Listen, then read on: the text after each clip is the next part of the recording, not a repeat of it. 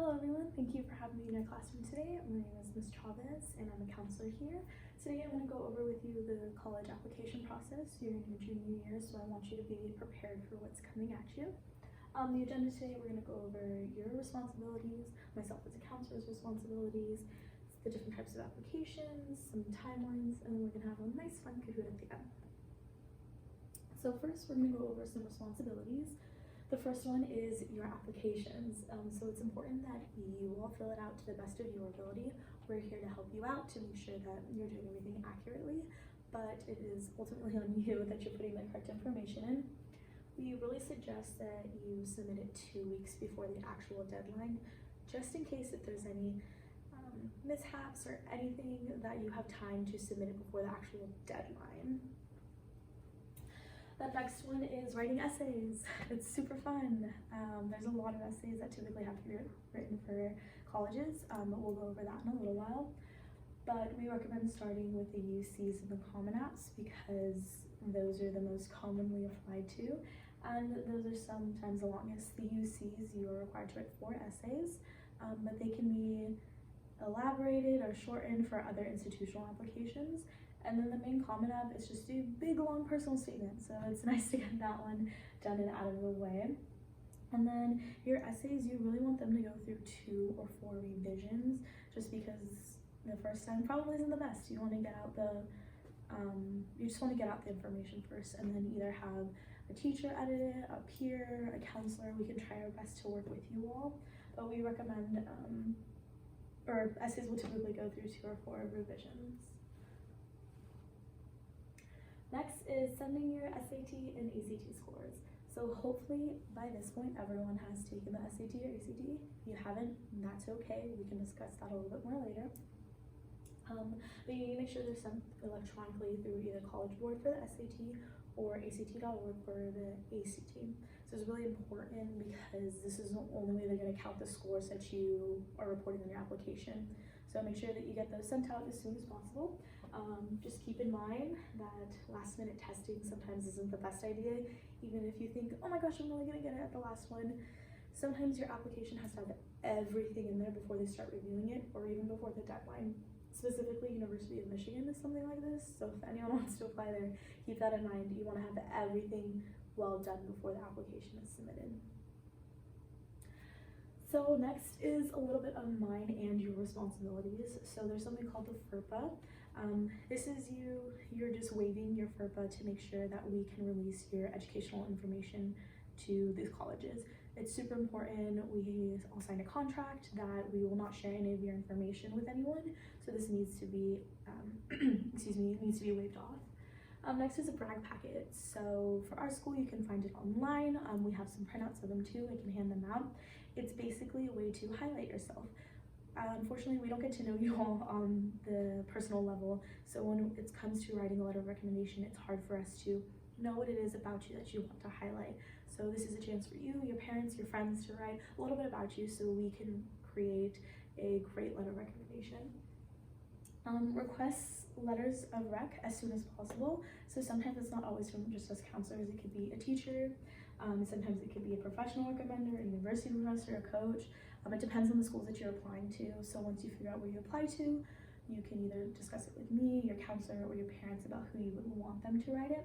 But try and get that done as soon as possible because, again, you need all this stuff to be done before the deadline. So a little more things that I have to do on my end as a counselor is we'll have to send a school year and mid-year report. So when you send your applications, you're sending them out at the beginning of your senior year. And they want to know how you're doing during your senior year. You can't get all A's freshman through junior year and then all of a sudden senior year slag off and not do anything.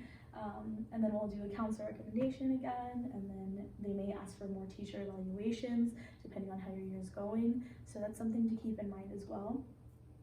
It's important for you all to get this stuff done early so I can get it done early as well. So it is a lot of communication between myself and my students, myself and you all, yourself and your counselor. Just make sure you're staying in touch with everyone. Next is transcripts. So this is another thing that is something that you all have to do and something I have to do. So again, you have to waive your FERPA. We're just gonna keep repeating that again and again. So students must provide their high school counseling office with a list of colleges so they know where to send their transcripts to. This is important because I don't know where you want to go. You can tell me in passing, but odds are I'm not going to remember. So it can be a quick email, you can fill it out in your brag packet about where you're applying to, but you really need to let us know where you plan on going.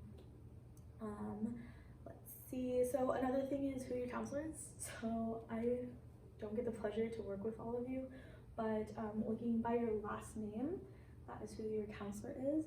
So I really recommend you set up an appointment now to meet with them so you can talk a little bit more about this process and kind of know what's about to happen over the next few months, because it's going to get crazy and the summer is a great time for you to build up on this.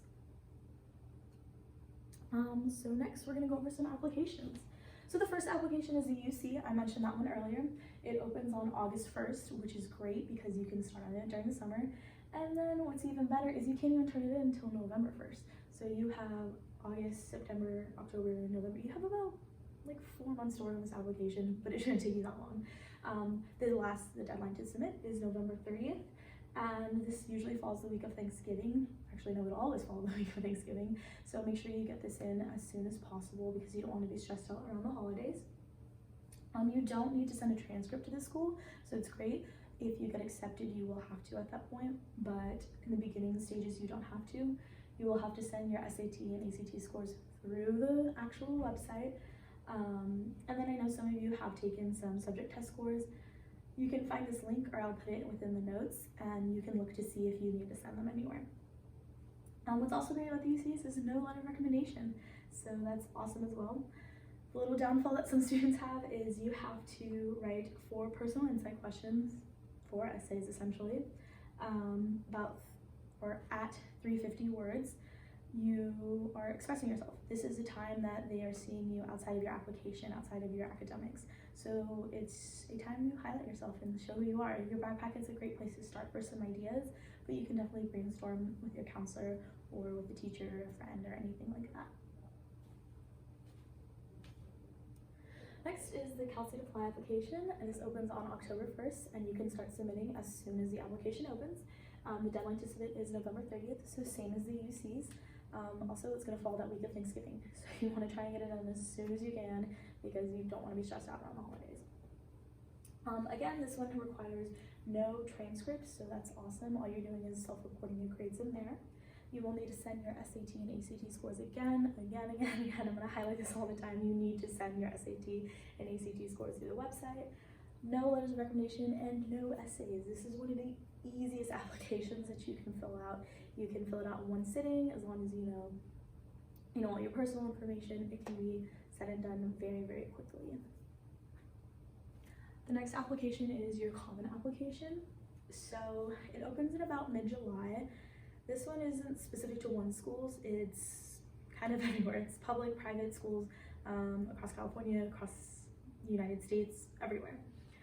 The deadline to submit, it varies by college, so if you're doing like an early action or anything along those lines, I'll go over what early action means again in a minute, but it just depends on the school that you apply to.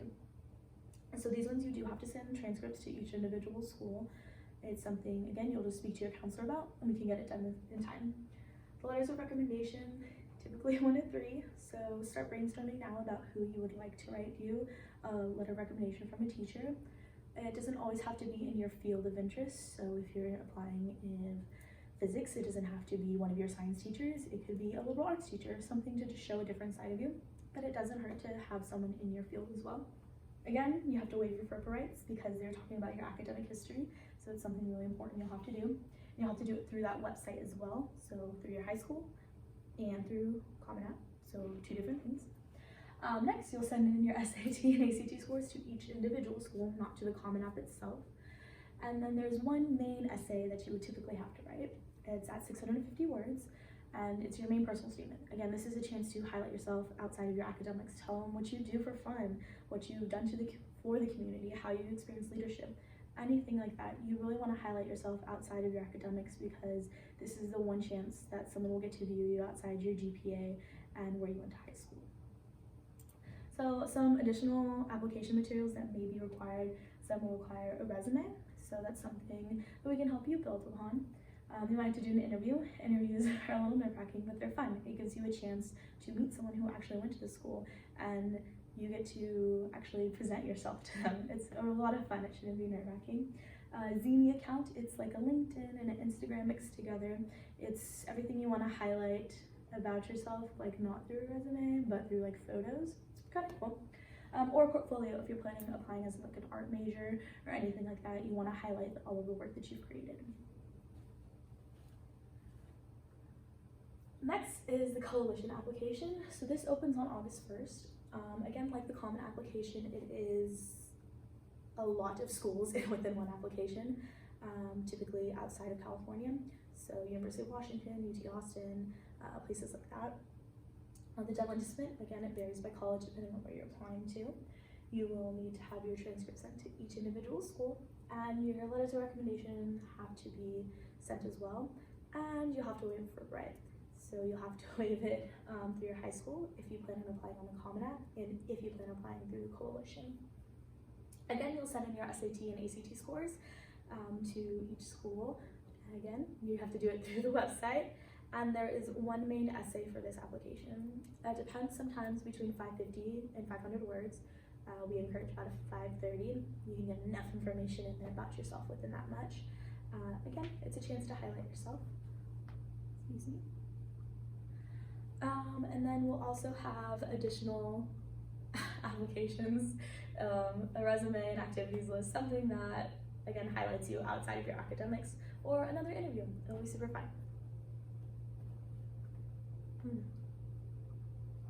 Last is institutional applications.